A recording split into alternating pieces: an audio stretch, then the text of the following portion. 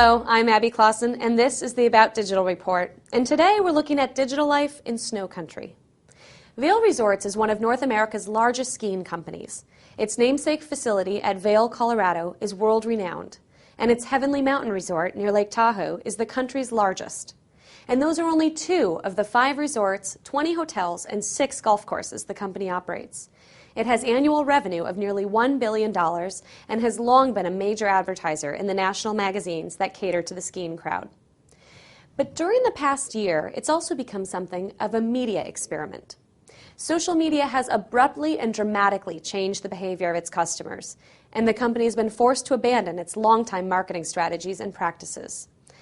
Speaking at the recent Cable Communicators Forum in Denver, CEO Rob Katz discussed how this has been a year like no other. I mean, it has literally been a year where you've had almost 2 atomic explosions. I mean, one in the world of the economy in terms of forcing everyone to rethink how they're operating their business, how they're connecting with their customers, how their customers are looking to purchase products and services. And then you have this other explosion in media, which has turned the entire business upside down, and that obviously we're really not in the media business. We purchase media obviously to advertise and to connect with our guests.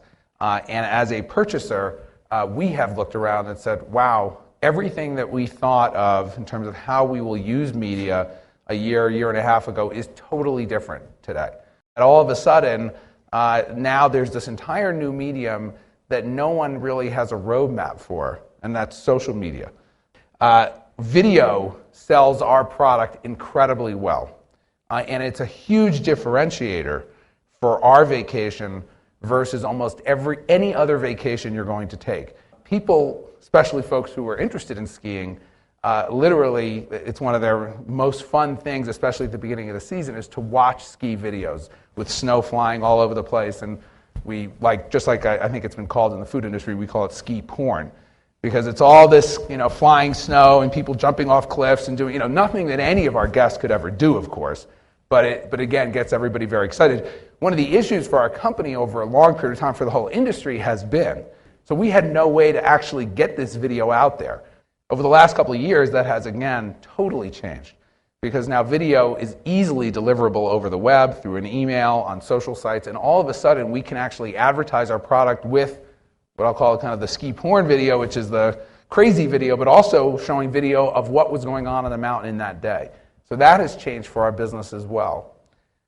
Then you add the economy onto that, and essentially our business went from folks who were deciding 4 or 6 months in advance that they were going to take a ski vacation. They were planning it, they were talking to their friends, they were making sure they had the right hotel rooms, making sure they had their ski instructors, all of that. Last year, the booking window went from literally 4 to 6 months to 2 weeks or 3 weeks. We had properties from Christmas to New Year's that went from 50% occupancy to 80% occupancy in the week before Christmas. That's totally unheard of.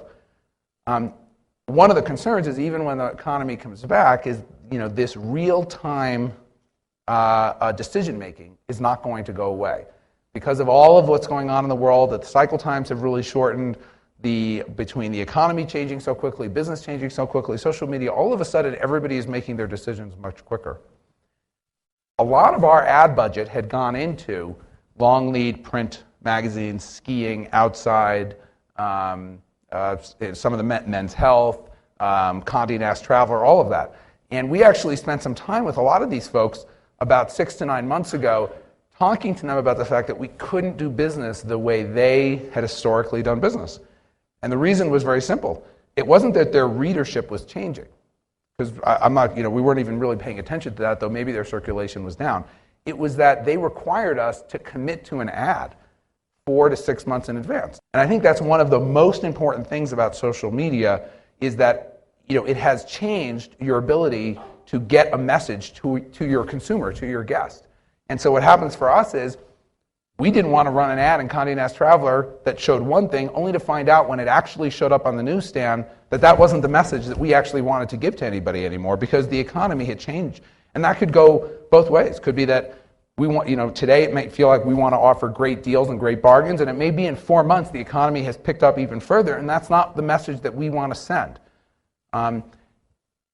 We actually literally reduced 80% of our print budget this year, and took all the money out of that and are essentially sitting with it in a reserve fund, so to speak, as we're now going into the season and going to start marketing. Last year, when we didn't know what the economy was bringing, the media landscape had clearly changed, but it hadn't exploded like we see it over the last 6 to 9 months. We had spent 80% of our dollars by this day last year. So when it came time to actually talk to people when they were making their decision about where they were going to go on vacation a week or two before Christmas, we had no money left. Now, what it's done for us, though, and certainly in our industry, and I think you're going to see it in many others, it has really compressed even the executive decision time needed to try and mobilize your message out there. And so what we have done is literally taken our PR group, our traditional advertising group, and our social media group, and they now work hand in glove on almost a week-by-week message calendar, almost like a political campaign. Watching what's going on around us, watching what our competitors are doing, constantly changing the message that we have, and then putting it out there, in a coordinated effort, so that we actually, when we're talking to the media, we're also sending out, social media messages. We're also sending out traditional media messages, whether that's in newspaper, because that still allows us to act on a real-time basis, or display ads on the web, or search engine marketing, on Google, Yahoo, or any of the other search engines. And so it has taken some time, though, for our company to really embrace this, because we really lived in an industry that literally made a decision about what message we were going to send to our consumer and then lived with it for the entire season. And now we have circled all the way back to every week is a different message to get out there. I think the media that really we have pulled back from the most, when you look through it, is the more brand glamour ads that you would run, 4 to 6 months in advance, in terms of making those commitments in publications like Condé Nast Traveler, Outside, GQ, Men's Health, Skiing, those magazines, where we started to feel like that, and quite frankly, if you pick up one of those magazines today, what you'd see is our competitors are in there, and we're not, for our 5 resorts. I don't know if anybody here actually saw the movie Braveheart, but the analogy that we've been telling people is there's a scene where the other side is attacking, and Mel Gibson is telling his troops, that are hold up, hold, wait, they keep coming closer and wait. It's a little bit how we feel right now, because we're watching some of our competitors out there in advance, and we're seeing all these ads, and we're not out there. But what we know is that we've got the arsenal to make the blitz, and ultimately it's a bit of a game of picking when you think your consumer is going to make their decision and when you need to have your brand and your piece in front of it. So again, long story short, long lead traditional media, I think they're struggling. I really do. I think that, and I think they, my hope is that they turn it around. I think it's to our benefit to have we want a good a good medium to advertise in. So I think that's important to us. But we can't wait for that change. And that's it for this About Digital report. Thanks for being with us. I'm Abby Clausen at Advertising Age in New York.